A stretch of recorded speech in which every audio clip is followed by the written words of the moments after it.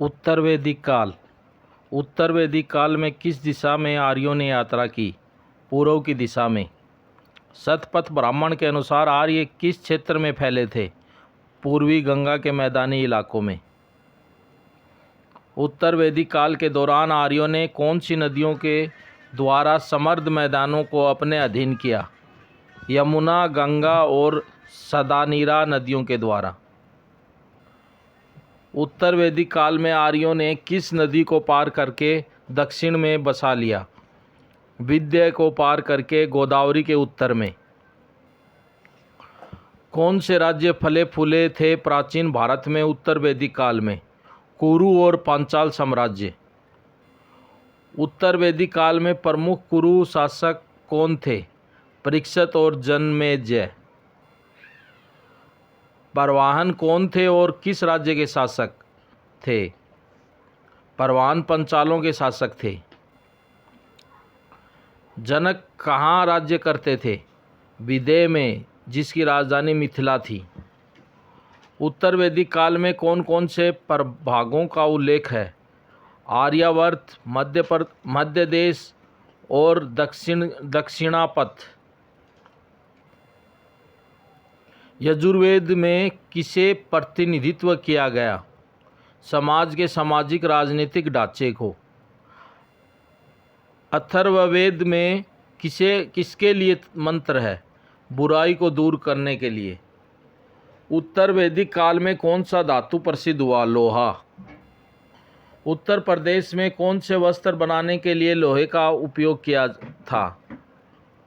होता था? तीर की नोक और भाले के लिए। उत्तर वैदिक काल में किस कारण लोहे का उपयोग होता था? हथियार बनाने के लिए। उत्तर वैदिक काल में किस शिल्प का विकास हुआ? 4 प्रकार के मिट्टी के बर्तन। उत्तर वैदिक काल में किसे लोहार कहा जाता था? गलाने वाले और बढ़ाई वाले को। उत्तर वैदिक काल में किस प्रकार के मिट्टी के बर्तन थे? काले और लाल बर्तन, काले फिसले हुए बर्तन, चित्रित भूरे बर्तन और लाल बर्तन। उत्तर वैदिक काल में किसे आज लोहा कहा जाता है? श्याम या कृष्ण अयस्क के नाम से। उत्तर वैदिक काल में किस धातु का व्यापक उपयोग हुआ? तांबा। उत्तर वैदिक काल में किस विषय पर अधिक चर्चा हुई? संस्कारों के सामाजिक और धार्मिक घटकों पर। कौन से शासक और उल्लेखनीय शिक्षा के समर्थक माना जाता है? अजातशत्रु काशी का। उत्तर वैदिक काल में किसका शासन विदेह में था? जनक का। उत्तर वैदिक काल में किसके दरबार में विद्वान याज्ञवल्क्य का सम्मान होता था? जनक के दरबार में। उत्तर वैदिक काल में कौन कौन से धार्मिक ग्रंथ लिखे गए? यजुर्वेद सहित और अर्थवेद संहिता। यजुर्वेद संहिता और अर्थवेद संहिता। यजुर्वेद किस चीज़ का प्रतिनिधित्व करता है? सामाजिक राजनीतिक ढांचे का।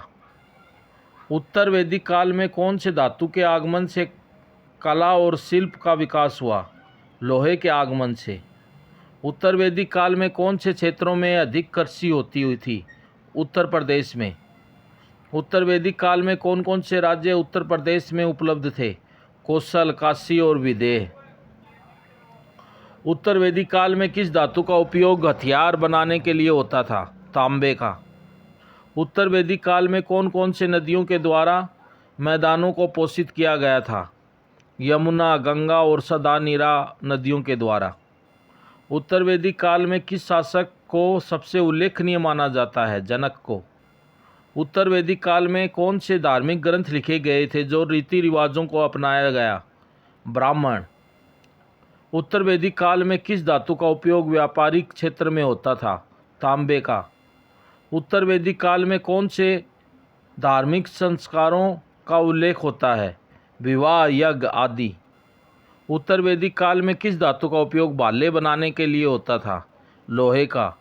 उत्तर वैदिक काल में कौन से राज्यों में शासक विशेष शिक्षा के पक्षधर थे? काशी और मिथिला के शासक।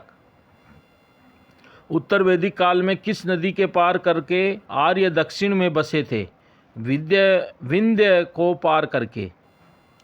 उत्तर वैदिक काल में किस धातु का उपयोग गहनों के निर्माण में होता था? लोहे का। उत्तर वैदिक काल में किस राज्य का शासक अजातशत्रु था? काशी का। उत्तर वैदिक काल में किस नदी के तट पर आर्यों ने बसाए अपने राज्य? गंगा के तट पर।